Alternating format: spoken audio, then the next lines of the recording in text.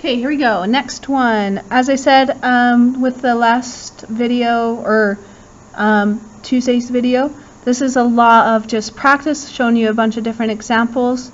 There's no actual set step-by-step, this is how you do it. It's more practice and just remembering everything you've learned about math thus far. Okay, on this one, technically this one says absolute value. Looking at this, right away my brain goes, well, everything's in sine and cosine. I don't know how to simplify this, so I'm just going to start by trying a few things. So first thing I see is this fraction here. I'm not a fan of this fraction because I can't, there's no squared, there's nothing that allows me to use Pythagorean identities. There's no identities on my paper that look like this, as far as I know. Yeah, there's nothing that looks like that. So what I'm going to do, and this sounds weird, but I'm going to multiply the conjugate of the denominator on the top and the bottom. I'm going to take this and I'm going to take 1 minus cosine x, and I'm going to times it by 1 plus, or sorry, times 1 minus cosine x. And I'm going to take 1 plus cosine x and also times it by 1 minus cosine x. Now that looks like a lot of work and I'm not sure what it will do, but my thought process is if I distribute this, I'll get 1 minus cosine squared x, which if I look at my identities, I have sine squared x plus cosine squared x equals 1. Well, 1 minus 1 cosine squared x will give me sine squared x, and the square root of sine squared x will give me that sine x. So I'm hoping this will work out. So I'm going to distribute these.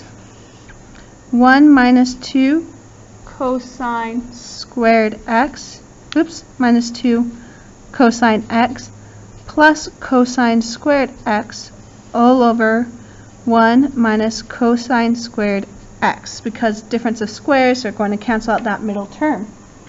So again, I know that this is sine squared x. So this is the square root of 1 minus 2 cosine x plus cosine squared x over sine squared x. Okay, so it looks like I made it more complicated, but this is actually going to work. And if you notice, I'm just focusing on this left side. I'm not rewriting the right side every time this time because it takes up a lot of space. So I'm going to take this and I'm going to split it up. I'm going to take the square root of the top, 1 minus 2 cosine x plus cosine squared x over the square root of sine squared x. And we know from square roots and fractions that this is legal, it's allowed.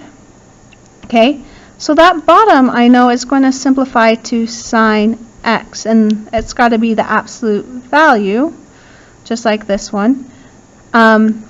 The top, now the top's kind of worrisome because I'm looking at that and I can't simply take the square root of cosine squared x because that is being added to this other portion.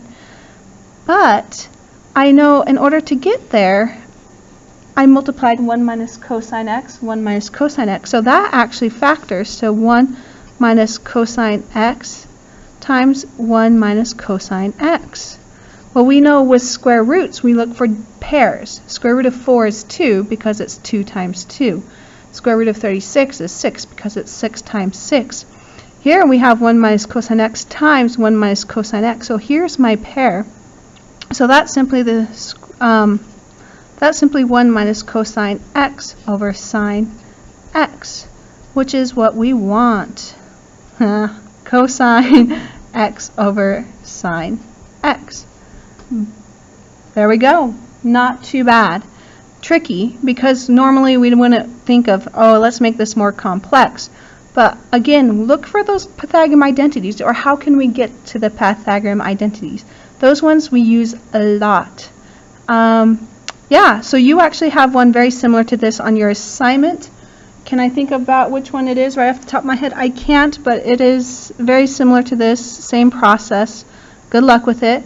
I have one more example I'm going to do, so one more video, and yeah, we'll call it a day.